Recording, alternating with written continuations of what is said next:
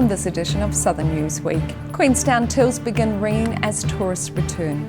The Southern DHB has plans in place for vaccinating 5 to 11-year-olds.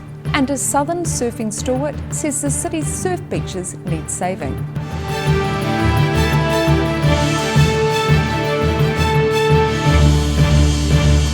Kia ora, good evening. The domestic tourism floodgates reopened in Otago recently, with the first flights arriving in Queenstown from Auckland.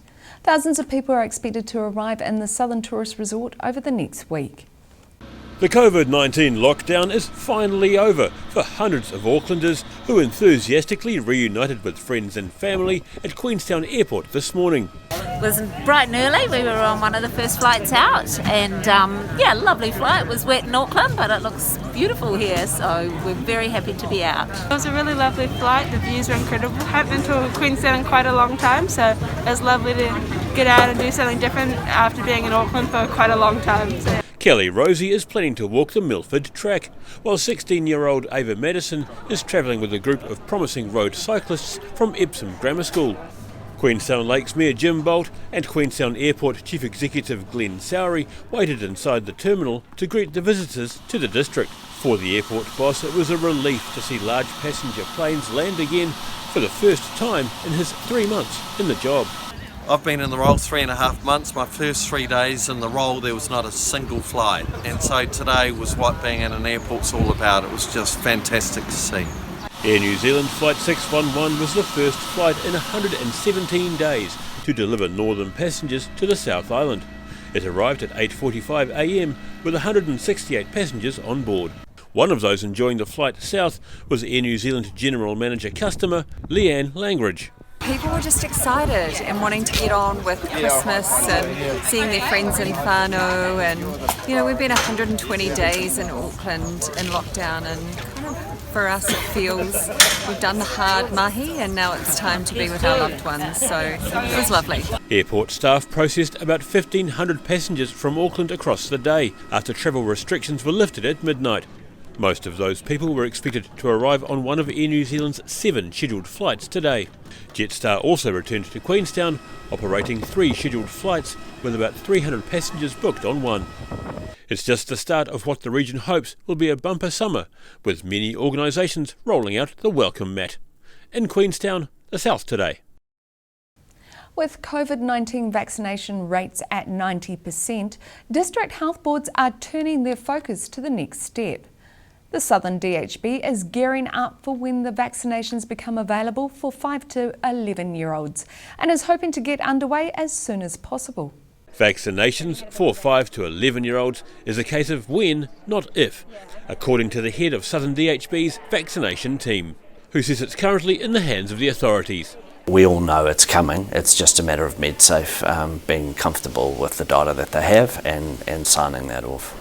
90% of adults are vaccinated in the south, and Cal Metzer says the next vulnerable group are school-aged children. He hopes vaccination can begin for them over summer.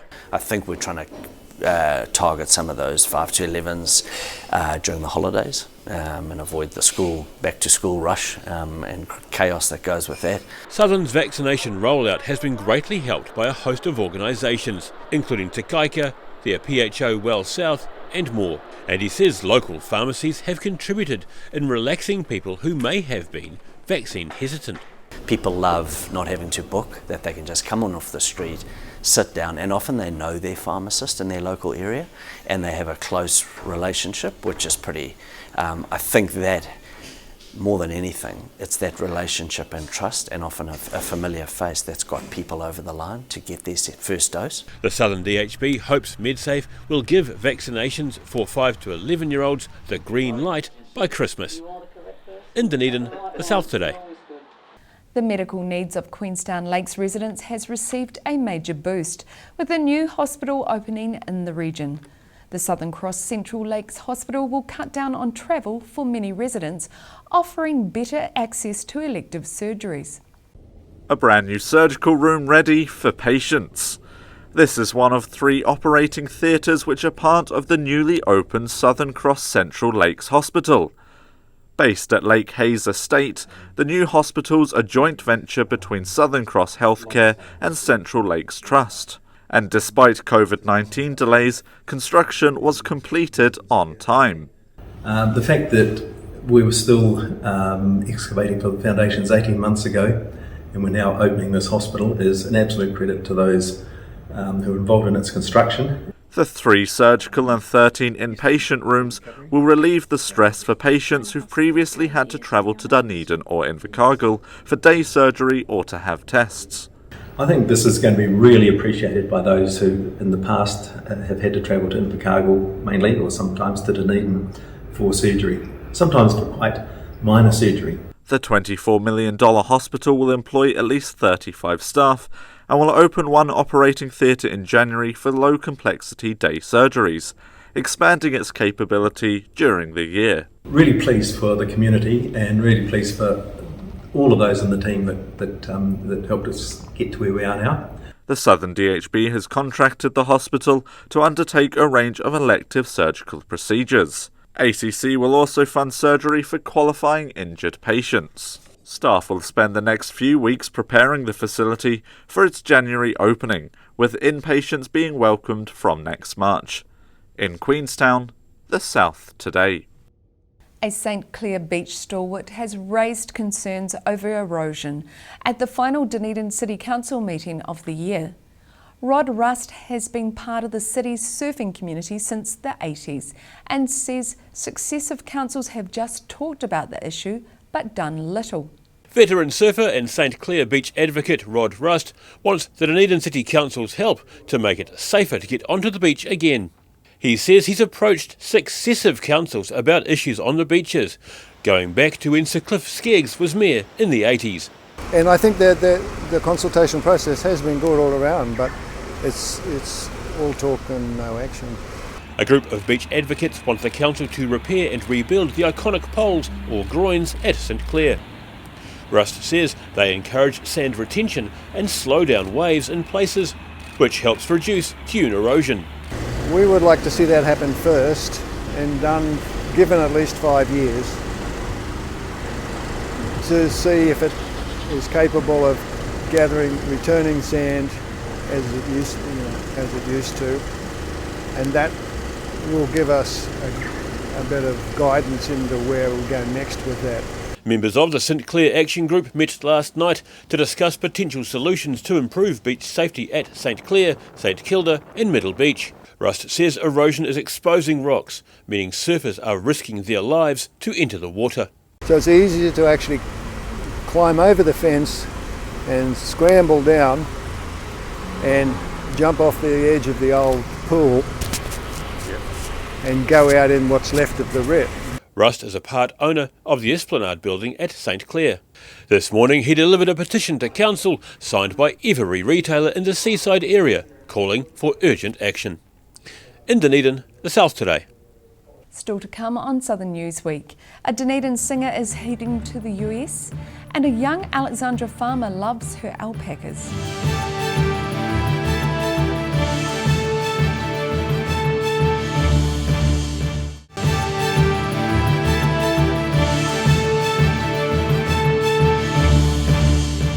Welcome back. Singer-songwriter Kylie Price began her musical career at open mic nights in Dunedin bars under the supervision of her parents.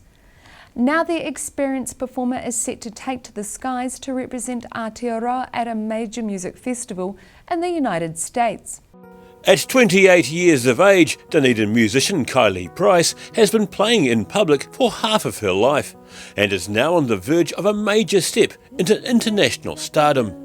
So in March next year I'm going to South by Southwest, which is in Austin, Texas. It's a massive festival which isn't just music, there's also film and up and coming innovation, but I'm going over as a showcase artist, so very exciting. South by Southwest is an international film, music and interactive media festival based in Texas, which draws hundreds of thousands of people. And over the years has attracted many international stars, including the late Amy Winehouse. Price is looking forward to taking part in the prestigious event. We got asked to apply, and so it was just an application like you would for I guess, other festivals. Nothing too different. Sent in a couple of audio files and a live video, and yeah, that was about it. And then got the email in mid-November. During her 14-year career based in Dunedin, she's been thankful for solid local support and is ready to perform in the American Festival, proudly representing her city and country. However, Kylie Price isn't the first Dunedin act to play at the highly sought-after festival, with both angular punk rockers Die Die Die and now the globally touring and recognised 660 playing there in 2013. Kylie Price wings her way to the US in March 2022. In Dunedin, the South Today. The Dunedin-based New Zealand Centre of Digital Excellence Code has announced 5 successful grant recipients as part of its second round of funding. Runaway Play are among the 5 recipients and say the boost they've received will help them to employ more people. A funding boost set to help build a runaway success. Really great to see funding coming in for games and to get that local support through Code, and it's enabling us to just hire some additional people and grow the team a little bit and just add some support to the project. Dunedin's Zoe Hobson has been around the entertainment industry for a few years and knows receiving Centre for Digital Excellence, or CODE funding, will encourage more game development. They currently plan to be a free-to-play mobile game. It's about bees. What else can I tell you? That's probably about all I can tell you at this stage. It will be released on the Apple App Store and on the Google Play Store. Runaway Games employs more than 30 staff at present, but Hobson says that's going to increase thanks to the CODE funding. So we've actually already brought on a couple of additional people for this project with this funding, which has been really great just to be able to have that support towards the project to support those salaries. She says the next step is continuing the game's development, from building up the story and the motivations for why people will want to play the game. The team is really grateful to CODE for the funding they've received and also its support of the wider industry. In Dunedin, the South Today. Imagine growing up surrounded by alpacas. An 11-year-old Alexandra resident has been doing just that, raising the fluffy animals for her grandparents and now her parents as well. Ever get the feeling you've been fleeced? It's a familiar one for 11-year-old Lexi McNaughton, who's been helping care for alpacas as long as she can remember. Now one particular alpaca, named Summer, has decided to adopt her. A few weeks after she was born, started walking really well and started to come over to me and let me pet her I'd put my hoodie like that and she'd nibble that part. All of the family have been on deck at Drysdale Alpacas as the 37-strong herders shorn of their winter fleeces. And while the family say the alpacas aren't really pets, Lexi has named a number of them. We got Nada, Summer, Layla, Kahuia, Vela, Irene. Who else? Let me have a look. That is a lot. Yeah, we got Honey and who else? And do they all have different personalities? Yeah. While the animals are tied down for shearing, they also had their nails trimmed and were given injections, a vaccination, and another containing vitamins A, D and E, which Lexi calls liquid sunshine. The alpacas are typically shorn at this time of the year, with some of the fleece set to be stuffed into high-end duvets. In Alexandra, the South Today. The pupils of Bathgate School celebrated the 10th anniversary of their school recently. It was formed in 2011, when Dunedin's Forbury School and McAndrew Intermediate were merged. Imagine going to school to celebrate for 10 days with a host of birthday activities. Last 10 school days of term, we've just had something going on. We consulted with the children, with their parents, the Board of Trustees and the staff, and all their ideas have been synthesised, and from that we've taken the most popular events. Bathgate Park School was one of a number merged by the National Government around a decade ago under Education Minister Hekia Parata, who opened the school. Bathgate Park is the combination of McAndrew Intermediate and Forbury Primary School, with the two institutions coming together at the larger McAndrew site in South Dunedin. We're celebrating the 10th year of being, so Bathgate Park was formed as part of the South Dunedin restructuring that went on in 2011, so in 2012 we officially opened up. When the merged school opened in 2012, it was known as Bathgate Park School of Technology and the Arts. These days it's simply Bathgate Park School, but the arts remain a strong focus. We've got a lot of performances going on at the moment, so we've had a real arts focus because that's just a special characteristic of our school. And so Kapahaka, Pacifica, Stars on Stage performance groups have all been actively rehearsing and practicing. COVID-19 put some restrictions on what could be done as part of the 10-year celebrations, especially involving parents. A compromise was made around plans for a live showcase of some of the school's performances, with acts being filmed and sent out as video clips for parents to enjoy at home. In Dunedin, the South Today. Still to come on Southern Newsweek, a sportsman is changing gear and international mountain biking stars descend on Wanaka.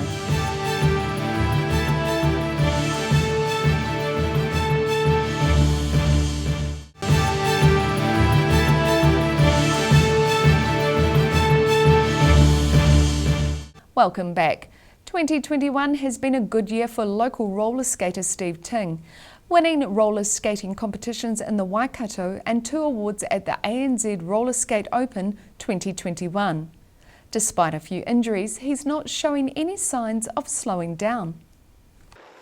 Seen here performing sick tricks, local roller skater Steve Ting is stoked to have won Best Video at an Australasian roller skating competition, as well as other awards. About halfway through the year I was invited to New Zealand's first invitational roller skate comp, a mini ramp in the Waikato, and I won that one. And recently we just had the Australian-New Zealand online competition where I got second in Open Division unsponsored and also won Best Video Submission. But he didn't come away from the video unscathed. What you don't see here are the first 2 takes where he sprained his wrist. We were trying to get that to heal, but I had to finish the edit, so I was skating on that injury. He says unlike a skateboard, you're attached to the wheels, so you usually crash in spectacular fashion. He also says his physio hates him. Like any sport, you can break limbs, concuss yourself, head trauma, anything like that. So everything has to be taken with a certain amount of risk, and when we do tricks and stuff like that, we have to calculate, risk and rewards. He says he wants to keep skating for as long as possible, but also focus on his other activities. In Dunedin, the South Today. Dunedin's own triple Olympic gold medalist Hamish Bond is set to make his motorsport debut next year. He's due to be a guest driver at next year's Otago Rally, driving a classic Subaru. Hanging up the paddles and hitting the pedals. Triple Olympic gold medalist Hamish Bond is looking forward to being a guest driver at the Otago Rally next year in Magnum Motorsport's 1998 Subaru Impreza. Bond says it's something completely different to him and has no motorsport experience whatsoever. My first ever go in a rally car behind the wheel. I've had one go with Emma Gilmore in the passenger seat, but just getting some practice in for the Otago Rally, which I'm really looking forward to. It's a great opportunity for me. Otago Rally spokesman Roger Oakley says the rally was looking for a local guest driver to get behind the wheel and are keen to share their sport through Bond. Oh look, we're really excited because we get to share our sport, the sport of rallying, to Hamish, and hopefully through him a lot of people can see just how cool a sport it is and how big an adventure you can have. Bond is taking a cautious approach and says you have to be looking at what is in front of you and what's coming up, which is also a change for Bond, who has spent most of his career facing backwards. Yeah, I've got some experience with switching sports and starting off from ground zero with my move from rowing to cycling, but this is completely different and obviously in a condensed amount of time. He says his only goal is to complete the rally, embrace the experience and enjoy visiting the area he hails from. It's just about dancing that fine line between confidence and speed, and also safety, and getting through ultimately the right through the Otago Rally, which is what I am. That'll be the goal for me, is to get from the start to the finish. The Otago Rally runs from April 8th to the 10th, following a ceremonial start in Dunedin's Octagon. In Christchurch, the South Today. Glendhu Bike Park turned on the sunshine recently for the final day of the Crankworx Summer Series mountain bike event. The popular competition saw some of the world's best downhill mountain bikers in action. It's all downhill from here. Go, Mikey! Go, Mikey! Some top mountain biking names were in Wanaka, taking part in the International Crankworx event. It's been sweet so far. Definitely after the World Tour, it was kind of just like enjoy all of New Zealand, and the Summer Series was able to bring us to a bunch of new places for us. So that's been really cool. Canadians Via Verbeek and Baz van Steenbergen ended their year-long Crankworx campaigns by winning the Rotorua leg of the World Tour. The two Canadians spent the year chasing points in the Crankworx World Tour to earn their King and Queen of Crankworx titles. Glendhu Bike Park Managing Director Charlie Cochran says having the international event in their backyard is great for the sport and the region.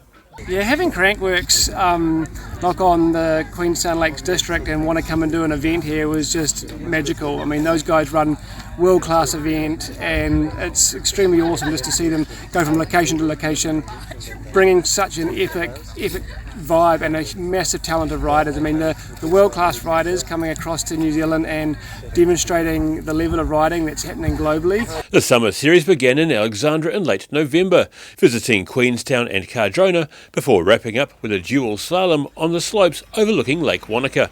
Hundreds of spectators were in a picnic mood for the day, lining the trail of berms and jumps to watch the athletes tackle the hard and fast course. Just trying to deliver, world-class riding here in Wanaka and to help complement the Queenstown and Alex experience right through the Southern Lakes region. Bike Glendhu got started in 2020. 35 kilometres of trail has now been carved out, with the team working on the last 15 kilometres of their consent. Despite the stars competing at the event, it was a Kiwi man and an Aussie woman who were the fastest on the day. New Zealand's Tuhotu Ariki Penny won the men's competition, with Australian rider Harriet Burbage-Smith swishing and tail-flicking her way to claim the women's title. In Wanaka, the South Today. And that wraps up this edition of Southern Newsweek. For the latest news and videos from the Southern region, head online to odt.co.nz. And you can follow Channel 39 on YouTube to catch our news bulletins on demand. Ka kite anō.